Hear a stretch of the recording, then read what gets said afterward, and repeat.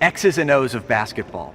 When you look at this Houston team and this Baylor team, what's the thing that you're looking at as a fan and as a man of the game in terms of, you know, the X's and O's? What are you looking for in this game that will set the Cougars apart? Well, I tell you, I want to say whoever creates the pace of the game. You know, are we going to play fast? Are we going to play slow? But with me knowing U of H style and the way they play and the way Baylor plays, the tempo of the game is already settled. This is going to be an up and down game, you know.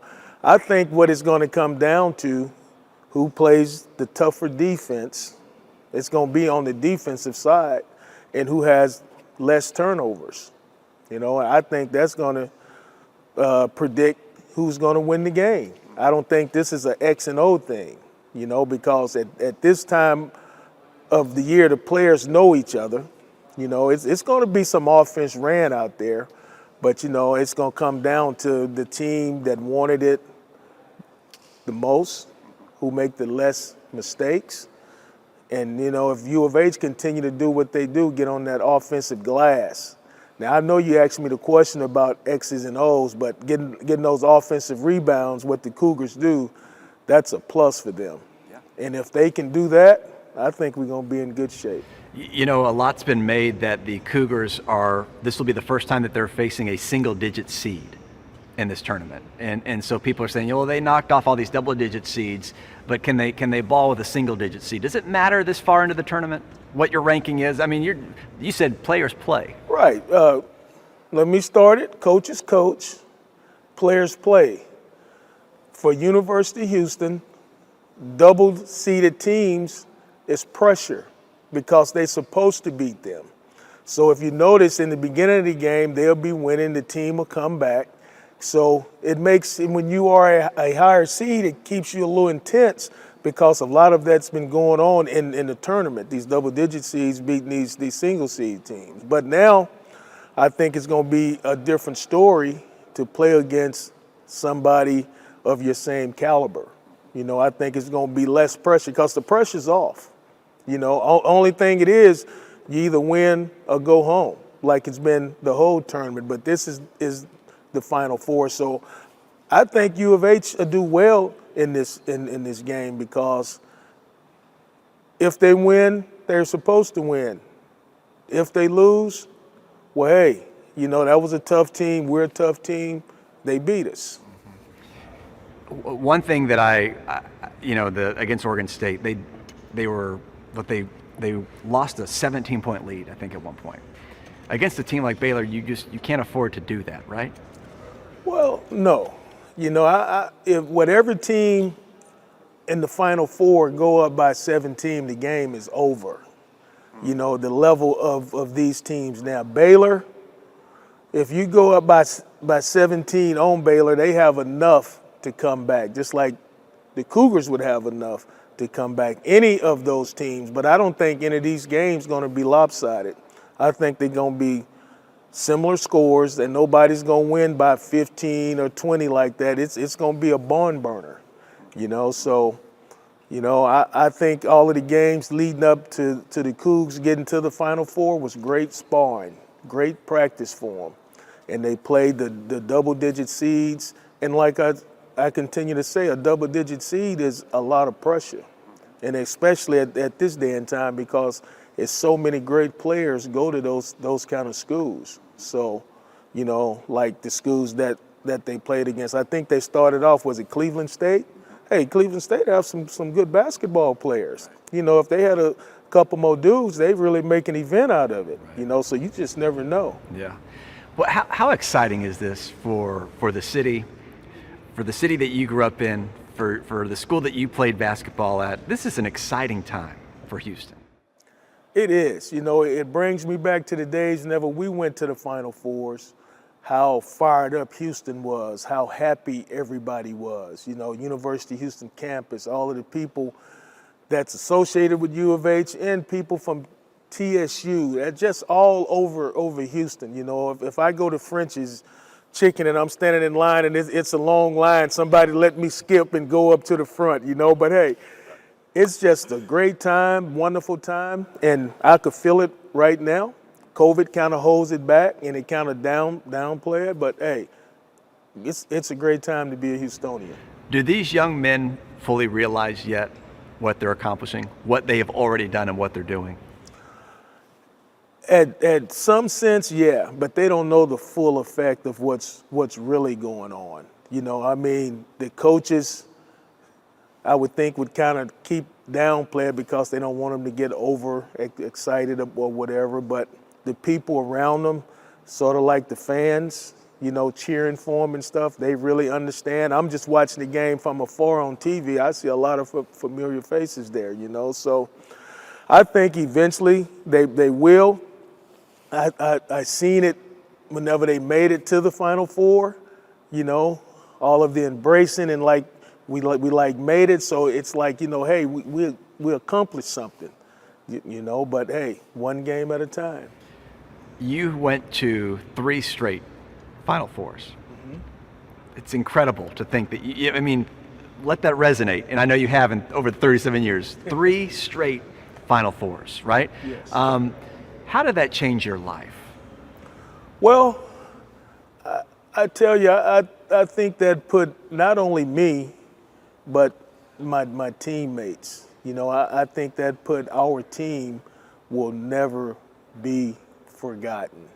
You know, I think we made history at University of Houston, but just in the NCAA. You know, back then, you know how hard it was to go to 3 consecutive Final Fours. I know UCLA did it for years, you know, but it was pretty special. I know, like, I could leave out of here and stop at the store and somebody's gonna say something. Hey, Michael, what's going? Hey, do you remember that game against NC State when you lost? I'm telling you, 30 years later, almost every day somebody mentions that game to me. So it's sort of like a life changer. Like if I'm out with my kids, they're like, come on, Dad, come on, we doing this again. But hey, I mean, that's where you're at, you know, you have fans, you know, gotta be nice. It puts an automatic spotlight on these young men for the rest of their lives, potentially, right? Oh, that's what they're dealing with, and that's what they don't understand right now, you know. They're gonna be going places where they don't think people even know them, that they're gonna be well known because that face is on the camera. And in a big city like Houston, you have won, you know, so everybody knows you, you know. So that's a good and bad thing, but more good than bad, of course. But, you know, it's gonna be a lot to come from this for them, you know, just the association at the University of Houston for the rest of their lives in the city of Houston. And making it to this point, I think is going to really prevail them further in their careers. Yeah. There's a lot of comparisons between this team and the Slama Jama days. Is that a fair comparison?